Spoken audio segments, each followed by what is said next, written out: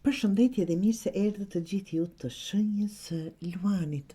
Do bëjmë leximin e javës apo do mundohemi ta lexojmë energjinë që do vi këtë javë. Të dashur, me këtë çfarë shikoj, ka një mundësi apo është një mundësi e madhe që keni përjetuar një zhgënim kogja të madh.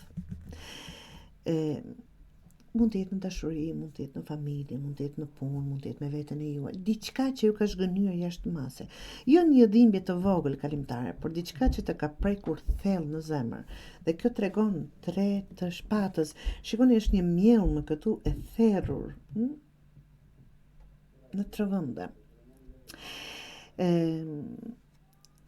3 të shpatës nuk ka nevojë për shumë fjalë. Ajo tregon dhimbjen që ka ardhur nga dikush, nga diçka që e ke dashur, besuar apo shpresuar, që nuk do të thotë patjetër ndonjë person.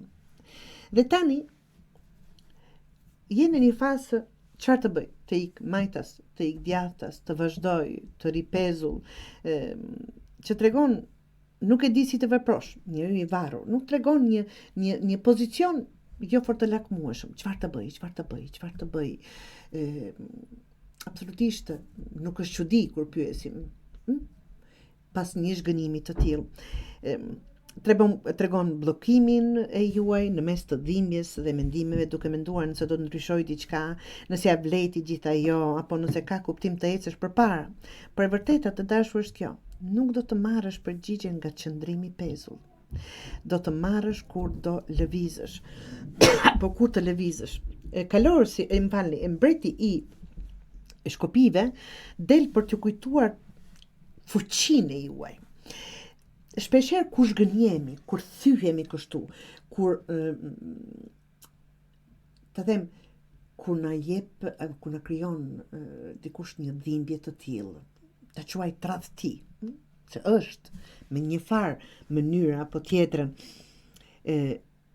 na duket vetja shumë të vegjël, na duket vetja sikur s'kemi as vlerë, na duket dhe të gjithë kemi përjetuar këtë.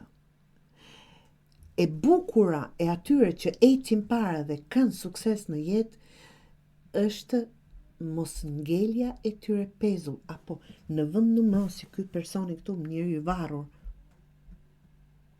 ti ngrish gjithë gjërat. Nuk kam fatun, nuk ec dot para, nuk bëhet kjo, nuk ashtu nuk më ecën, jo. Çfarëdo që zhgënjemi është të ecim para. Për të kujtuar, pra, siç thash, kjo energji që ke fuqi shumë më të madhe se që mendon. Ke pasion, ke zemër, ke vizion, nuk je viktim. Të gjithë jemi zhgënyer dhe do vazhdojmë të zhgënjemi nga njerëzit, po nga kush tjetër. Më kuptoni? Dhe nuk duhet t'ja lejojmë kurrë në jetë asnjë personi të ketë ndikim në atë mas në jetën tonë. Pra, nuk je viktim, je dhe duhet të ngelesh, je Luan, duhet të ngelesh udhëheci i vetes tënde. Por duhet të marrësh frerët në dorë dhe të drejtosh veten drejt një rruge që të çon para, jo pas.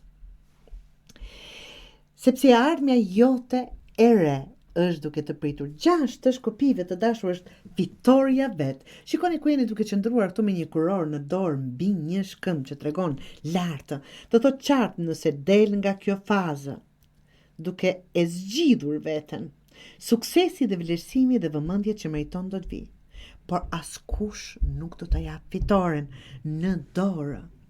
Duhet vepruar. Duhet të qohesh dhe ta marrësh vet. Pra, nuk je vetëm dhimbja, je më shumë dhe duhet t'ja dëshmosh së pari vetes tënde dhe në heshtje me vepra dhe të tjerëve. Nëse dikush të ka thyer zemrën, nëse nuk është koha më të mendosh po sikur ta bëja kështu, por të mendosh çfarë dua unë tani, çfarë duhet të bëj tani. Dhe nga gjitha ato gabimet që kemi bërë për personin apo për situatën që na ka zhgënjyer kaq, duhet të marrim, të seleksionojmë, të marrim vetëm ato që mund na kenë bërë mirë e të kundërta t'i lëmë. Mos prit të njohin ata që të kanë lënduar, të njohin dhimbjen, të u dhimbsesh, të pranojnë. Trego veten kush je. pa bërë zë në kuptimin e asaj të luash viktimën, nga që nuk je. Lejo që me veprat e tua të shohin të tjerët. Pra, merr një veprim, një hap konkret këtë javë. Qoftë të largohesh nga dikush, të ndryshosh diçka në pamje, të ngrësh zërin, të thuash me zë, edhe një hap i vogël mjafton të ndryshosh drejtimin ku je nisur. Në këtë vend numëro njeriu i varur.